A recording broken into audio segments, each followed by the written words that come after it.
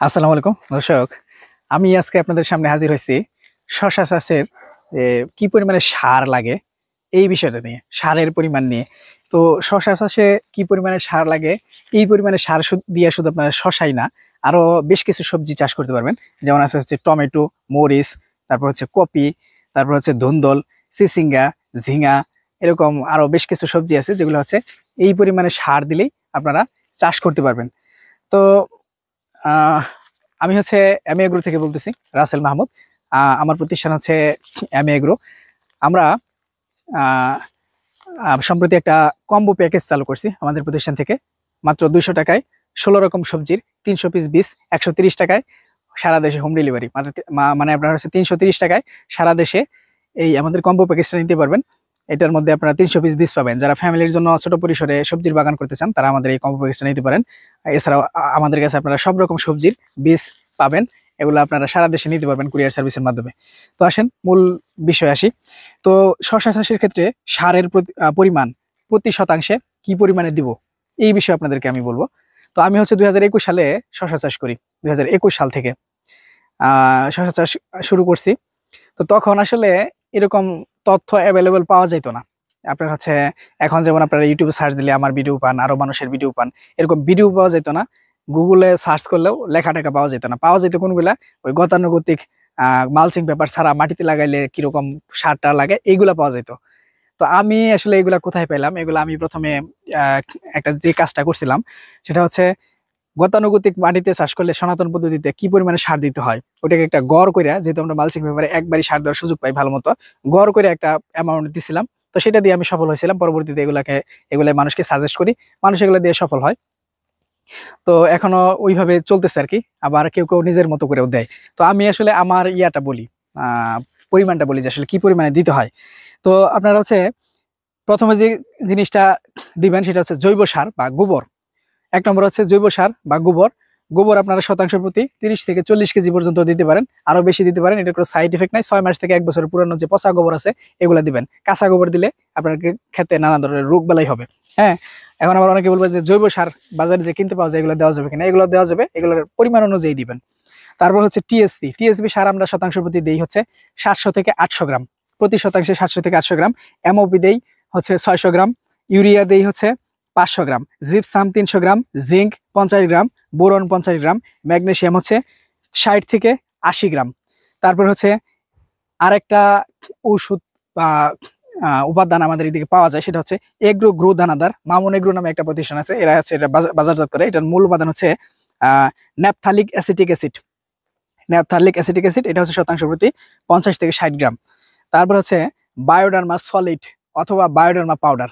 বায়োডার্মাটা আপনারা কেন দিবেন, এটার দিলে ক্ষেতের মধ্যে উপকারী ছত্রাক তৈরি হয় এবং আপনার যে ক্ষতিকর ছত্রাক আছে এগুলোকে মাইরা ফেলে। এটা হচ্ছে আপনার বিভিন্ন প্রতিষ্ঠান বাজারজাত করে। ইস্পাহানি মনে হয় প্রথম দিকে নিয়ে আসছে। তো বায়োডার্মা সলিড আপনার শতাংশ প্রতি দিতে হয় 300 গ্রাম। আর হচ্ছে বিঘার প্রতি দিতে হয় 33 শতাংশের বিঘায় 8 থেকে 10 কেজি। তারপর হচ্ছে বায়োডার্মা পাউডার পাওয়া যায়, প্রতি শতাংশে লাগে হচ্ছে 10 গ্রাম। হেক্টর প্রতি লাগে হচ্ছে 2.5 কেজি। হ্যাঁ, বায়োডার্মা পাউডার যদি আপনারা দেন, এটা দেওয়ার নিয়ম আছে। জৈব সারের সাথে মিশিয়ে কয়েকদিন রাখতে হয়, তারপর দিতে হয়। নিয়ম মাইনে দিবেন। তারপর হচ্ছে দানাদার কীটনাশক। প্যাকেটের গায়ে দেখবেন হচ্ছে যে ডোজ লেখা থাকে 40 গ্রামের মতো মনে হয় শতাংশ প্রতি। তো আমাদের এইদিকে যারা চাষবাস করে এরা আরো বেশি দেয়। কেউ কেউ শতক প্রতি 100 গ্রাম এরকমও দিয়ে থাকে। তো এখানে হচ্ছে আমি যে ইয়াগুলা বললাম, আপনারা যদি এইভাবে দেন আপনাদের কোনো সাইড ইফেক্ট হবে না আশা করি। তো অনেক কিছুই হচ্ছে পাবলিকলি বলা যায় না, যেগুলো হচ্ছে নিয়মের বাইরে মানুষ করে বা আমরা যেগুলা দেখা অভ্যস্ত, এরকম কিছু বলা যায় না। কারণ আইন কানুন আছে, নিয়ম আছে, এর বাইরে বলা যাবে না। তো এখানে আমি যে ইয়াগুলা দিয়ে দিছি, পরিমাণটা দিয়ে দিছি, এর থেকে বেশি বেশি অনেক কিছু প্রয়োগ করে মানুষ। যেমন হচ্ছে আপনার দানাদার কীটনাশক, এখানে আমি 40 গ্রাম করে লিখছি। এটা কেউ কেউ 100 গ্রাম পর্যন্ত দেয়। আবার ম্যাগনেসিয়াম হচ্ছে আপনার শশা গাছে একটু কম পড়ে গেলে পাতার মধ্যে একটু হলুদ হলুদ আভা চলে আসে, এটা হচ্ছে ম্যাগনেসিয়াম, কেউ কেউ আবার 100 গ্রাম পর্যন্ত দেয়। হ্যাঁ, তো এই হচ্ছে আপনার সারের শিডিউল। এটা হচ্ছে রাসায়নিক এবং জৈব সার। তারপরে যে জিনিসটা আমি বলবো সেটা হচ্ছে মালচিং ছাড়া চাষ করলে কি পরিমাণে দিবেন। মালচিং ছাড়া চাষ করলে, শশা চাষ করলে কি পরিমাণে দিতে হয় এটা নিয়ে আপনার যে কৃষি বাতায়ন সহ সরকারি ওয়েবসাইটের যে বিভিন্ন ইয়াগুলো আছে, লিঙ্কগুলো আছে, ওখানে দেখবেন যে অনেক সুন্দর সুন্দর তথ্য দেওয়া আছে যে মালচিং ছাড়া সনাতন পদ্ধতিতে চাষ করলে কি পরিমাণে সার দিতে হবে।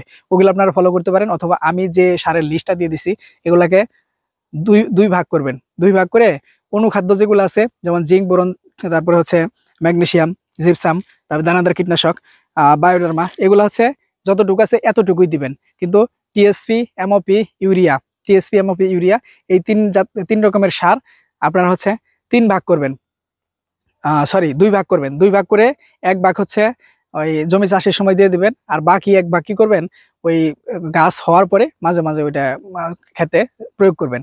এইভাবে করতে পারবেন যারা মালচিং ছাড়া হচ্ছে করবেন, চাষ করবেন, এটা হচ্ছে তাদের জন্য।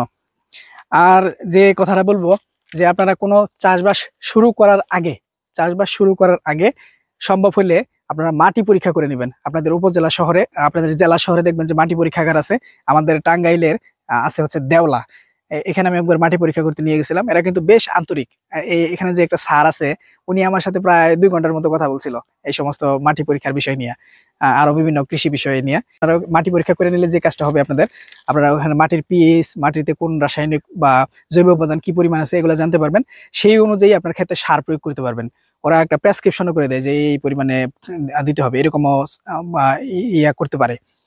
তো এরকম সাজেশনও দিতে পারে। তো এগুলা করলে আপনার কি হবে, আপনার জমিতে সার আপনি সঠিক পরিমাণে দিতে পারবেন এবং হচ্ছে খরচ কমায় আনতে পারবেন। এবং যদি দেখেন যে আপনার মাটির পিএইচ ঠিক নাই, সেক্ষেত্রে চুন প্রয়োগ অথবা চুন প্রয়োগ করার পরামর্শ তারা দিতে পারে। আর যে কাজটা অনেক মানুষ করে থাকেন সেটা হচ্ছে যে আপনার এই সার অত্যাধিক পরিমাণে জমিতে ব্যবহার করেন, রাসায়নিক সার। আপনি জৈব সার যদি বেশি দেন তাহলে কিন্তু রাসায়নিক সার খুব বেশি দিতে হয় না।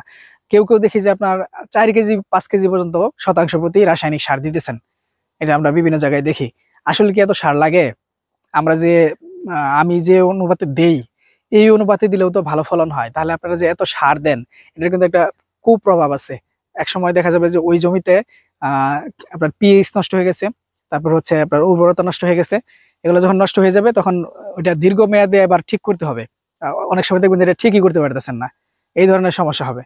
হ্যাঁ, তো এই জন্য হচ্ছে আপনারা রাসায়নিক সার অতিমাত্রায় ব্যবহার করবেন না, এটা আপনাদের জন্য ক্ষতিকর। আপনারা মূলত নিজেদের জমি নিজেরাই নষ্ট করতেছেন রাসায়নিক সার বেশি দিয়ে। রাসায়নিক সার পরিমাণ মতো দিবেন, জৈব সার বেশি দিবেন। আর হচ্ছে রাসায়নিক সার বেশি দিলে কিন্তু আপনাদের গাছে আপনার পোকার আক্রমণ বেশি হয়, রোগ পোকা বেশি ধরবে, এই ধরনের সমস্যা হবে। এই জন্য রাসায়নিক সার অতিমাত্রায় দেওয়া যাবে না। আপনারা, আমি যে এখানে পরিমাণটা দিয়ে দিচ্ছি এটা হচ্ছে আমার ব্যক্তিগত অভিজ্ঞতার আলোকে। এখন আপনারা চাইলে আপনাদের নিকটস্থ যে কৃষি অফিস আছে, কৃষি বিভাগ আছে, তাদের সাথে পরামর্শ করে নিজেদের মতো কাস্টমাইজ করে দিতে পারেন, অথবা অন্য কারো পরামর্শ করতে পারেন। তো ভালো থাকবেন সবাই, ধন্যবাদ সকলকে, আসসালামু আলাইকুম, আল্লাহ হাফেজ।